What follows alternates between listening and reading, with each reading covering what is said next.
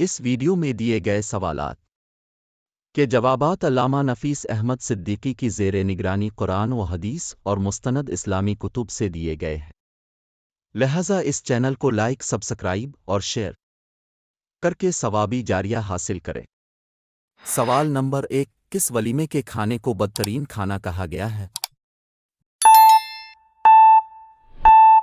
جواب، جس میں صرف مالداروں کو دعوت دی جائے، محتاجوں کو نہیں۔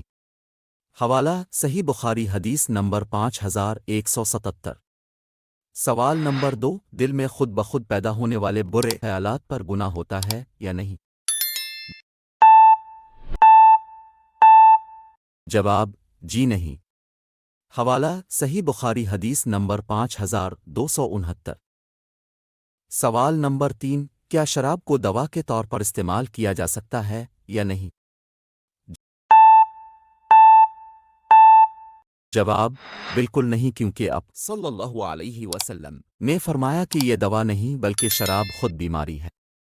حوالہ، صحیح مسلم حدیث نمبر 5141۔ سوال نمبر 4، 3 سانس میں پانی پینا کس حدیث سے ثابت ہے؟ جواب، صحیح مسلم حدیث نمبر 5287 سے ثابت ہے۔ سوال نمبر 5، کس نماز کے لیے 2 اذانیں ہوتی ہیں؟ جواب، نماز جمعہ کے لیے۔ سوال نمبر 6، جسے واش روم جانے کی سخت ضرورت ہو اور جماعت کھڑی ہو جائے تو کیا کرے؟ جواب، پہلے واش روم سے فارغ ہو جائے پھر نماز پڑھے۔ حوالہ، صحیح مسلم حدیث نمبر 1246۔ سوال نمبر 7، کیا 3 دن سے زیادہ کسی مسلمان سے بات چیت ترک کرنا منع ہے؟ جواب، جی ہاں، آپ صلی اللہ علیہ وسلم نے منع فرمایا ہے۔ حوالہ، صحیح مسلم حدیث نمبر 6535۔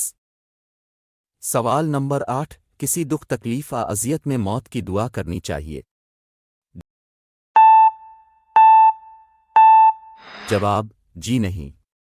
حوالہ، صحیح بخاری حدیث نمبر 5671۔ سوال نمبر 9، وہ کون سے 3 افراد ہیں جن کی غلطی پر کوئی گناہ نہیں؟ جواب، بچے، پاگل اور سوئے ہوئے شخص کی۔ حوالہ، ابن ماجہ حدیث نمبر 2042۔